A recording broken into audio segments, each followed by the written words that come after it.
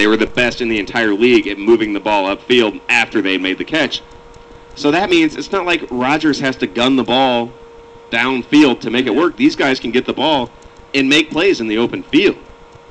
And so go ahead and stack the box. Aaron Rodgers will light you up. I guarantee I can throw a 15-yard pass to Greg Jennings. Yeah.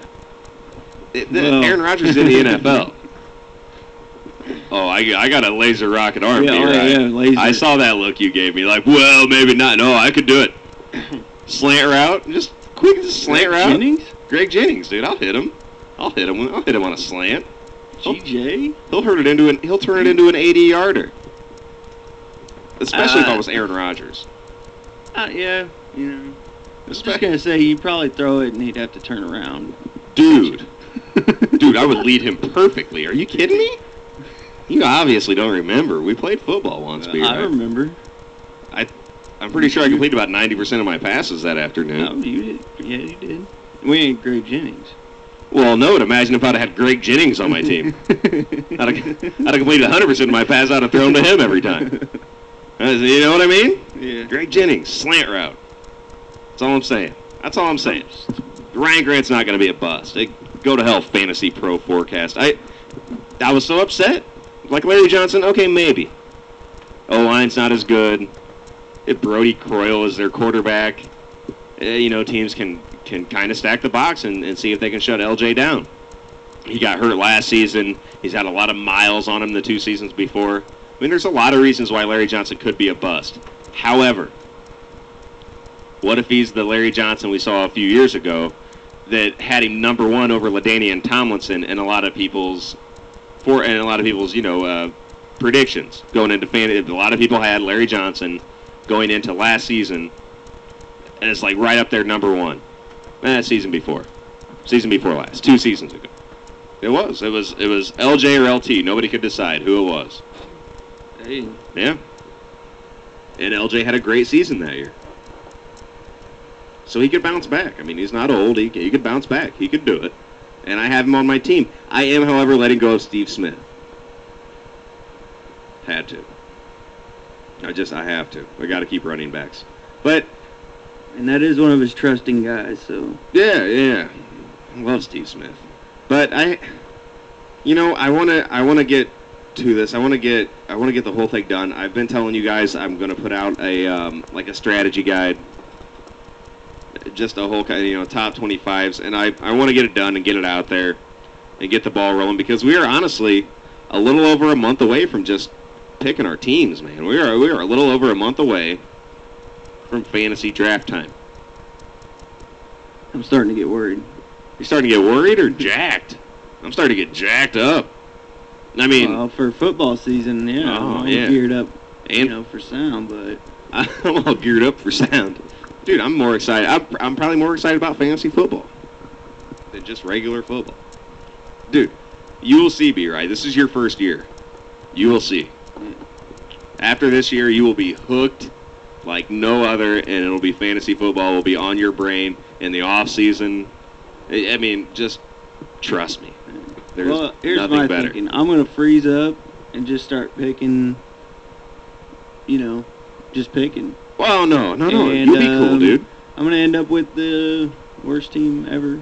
Dude, you'll be cool. You just need a few references. When I get done with these magazines, I'll pass them over to you, man. Read through them. Just get a little familiarized with them. I'll give you my top 25s of everybody, and then what you do, just make your own. Go in with a magazine or something that has, any fantasy football magazine will have like a checklist for you to take with you, and they rank the players in order. So you kind of use that as a reference, you know what I mean? You can kind of see who the best guy is left, at least who these people think is. And, these guys, they know their stuff pretty well. These guys that do these magazines know their stuff pretty well.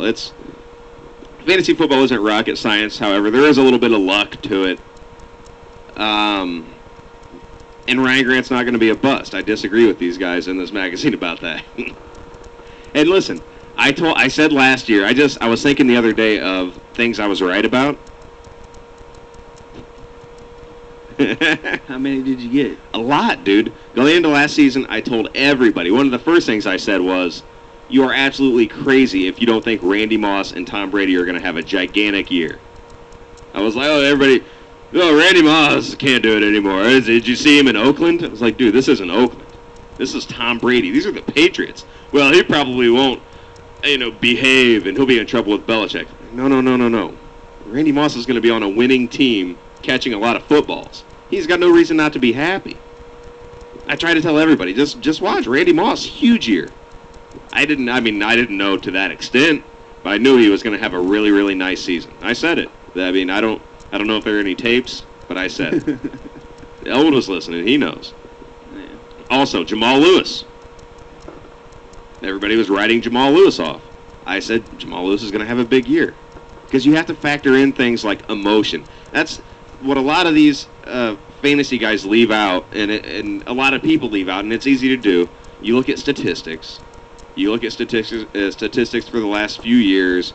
Okay, this guy ran for 1,200 here, 10 touchdowns. Behind this offensive line, now he's going here, line's not as good. He doesn't know the offense as well. He'll probably, on paper, it looked like Jamal Lewis was going to have an average or perhaps less than average season in Cleveland. However, he was only 28 years old. He, at one time, set a record for most yards in a game until it was broke by Adrian Peterson last season. He was just a superb rusher in Baltimore. He was, really for a while there, he was tops. And then Baltimore went downhill. His numbers suffered. And people started writing him off like he was done for already. And he was only 28 years old, 27, 28. And I said, listen, Jamal Lewis has a chip on his shoulder. He's got a lot to prove. He's a professional athlete capable of doing a lot of things, and a lot of people are saying he can't do it anymore. And he's a young guy. He's not some 35-year-old. He's 27, 28, and they're saying, oh, you're washed up. Dude, I'm 27. Yeah, you know what I mean? I'm not old. They give you the pads, right? That's